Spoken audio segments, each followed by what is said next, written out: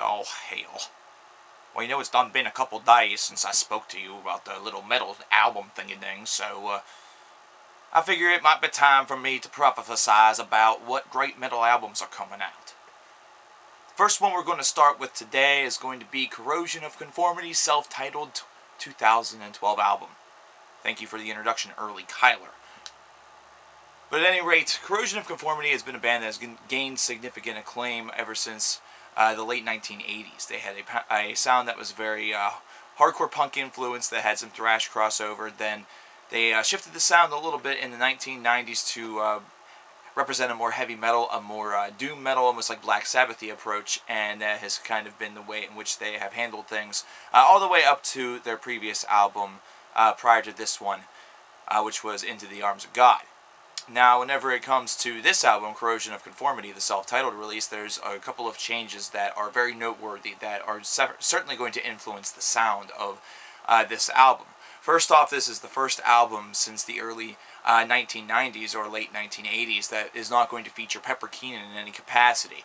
Pepper has taken a hiatus, that way he could focus the efforts with the Down, but has still been listed on the band page and also by the band as an official member. He just was not involved with the recording sessions for this release.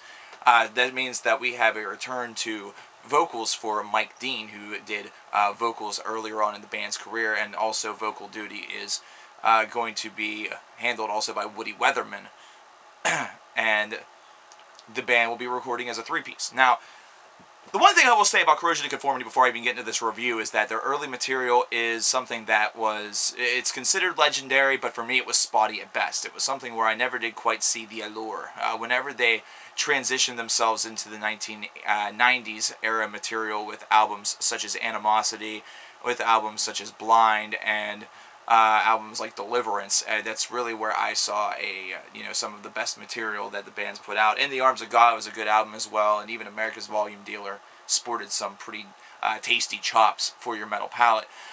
So whenever I found out that they wanted to kind of go back to the Animosity style, the earliest incantation of there being a little bit of that heavy doom metal slash just heavy metal influence being thrown into this punk sound, I was a little bit concerned that maybe I wasn't going to like it.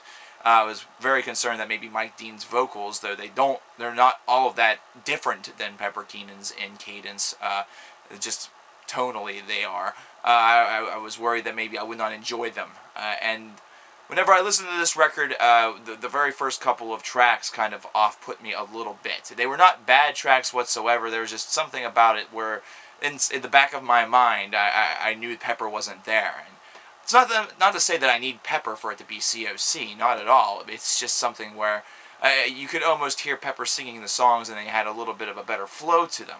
But as this record continues, as this record really starts to develop and you start to see the duality of the pacing that's going on here, where they're going to incorporate and merge both sides of their career, the hardcore punk as well as the doomy, heavy metal-laden Black Sabbath era style that they've been employing, that's been really determined to be more as like a stoner metal or a stoner rock type feel with a little southern edge. You start to notice that this duality works very, very well on this record because it's able to offset any predisposition that one is starting to overtake the other. Now, you are going to see a lot more of the influence of the early days, of the early material on this record, as they said. That's something that they forewarned listeners with, or heralded listeners with, whichever side of that argument you want to be on. And so it's only natural that it seems that may dominate the record a little bit more. But whenever they get into their 1990s and 2000s era style, with the heavy-laden riffs, with the very doomy elements, where they're able to slow down the pace a little bit, then it's something that offsets all of that other, all the punky style material, all of the thrashy or the faster material, and kind of just create for a nice balance overall in the album. Is this Corrosion of Conformity's best album? Absolutely not. I mean, this is one that I find to be kind of in the middle of the pack. I would give it a 7.5 out of 10. However, whenever I first started listening to the record, I felt I was going to be in for a long ride and potentially had to talk ill of one of my favorite guilty pleasure bands for now over a decade.